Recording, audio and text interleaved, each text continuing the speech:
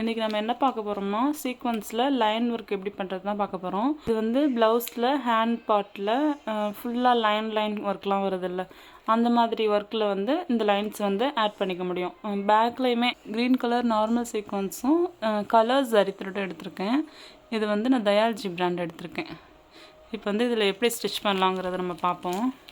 Net கிளாத்லாம் attach பண்ணுறோம் அப்படின்னா அந்த பேக்கில் லைன் ஒர்க் லைனாக போட்டு இந்த ஸ்டிச்சஸ் வந்து அதில் யூஸ் பண்ணிக்க முடியும்.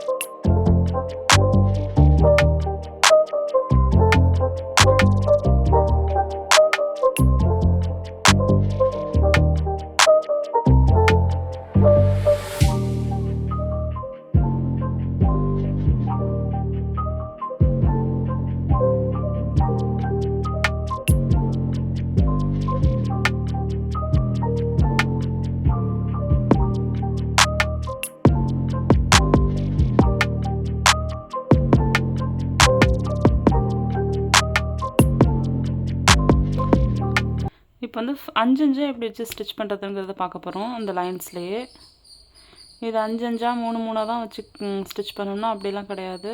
இது ப்ராக்டிஸ்க்காக நான் சொல்லி கொடுக்குறேன். உங்களுக்கு எது மாதிரி பிடிச்சிருக்கோ அந்த மாதிரி ஸ்டிச் பண்ணிக்கலாம். பட் ஸ்டிச்சிங் மெத்தடு இது தான். அதே மாதிரி 5 சீக்வன்ஸ் போடுறோம்.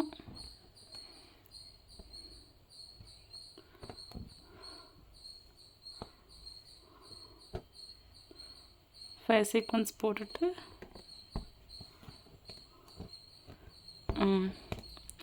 செயின் ஸ்டிச் வந்து 5 போடுறோம்.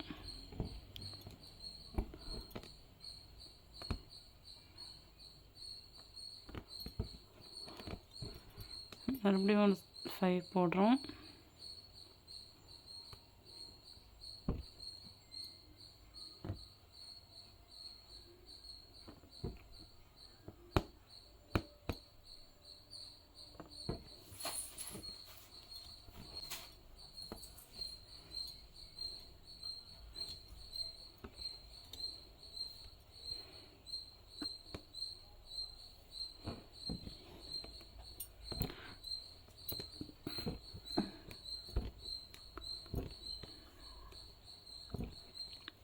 அந்த செயின் ஸ்டிச்சுக்கு அப்புறமா திரும்பவும் 5 சீக்வன்ஸ் போடுறோம்.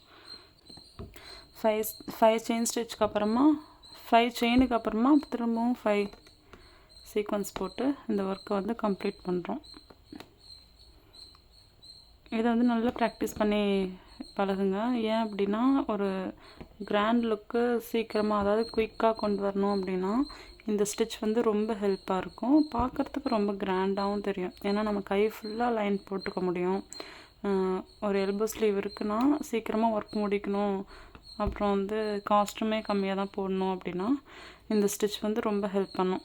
அதனால் இந்த ஸ்டிச்சஸ் வந்து நீட்டாக பண்ண பழகுங்க. செயின் வந்து குட்டியாக அழகாக இருக்கணும், பார்க்குறதுக்கு லாங்காக இருக்கக்கூடாது. செயின்னா செயின் மாதிரி இருக்கணும், லாங்காக ஒல்லியாக அந்த மாதிரி இருக்கக்கூடாது. இந்த மாதிரி பண்ணும்போது ப்ளவுஸ் வந்து ரொம்ப அழகாக இருக்கும்.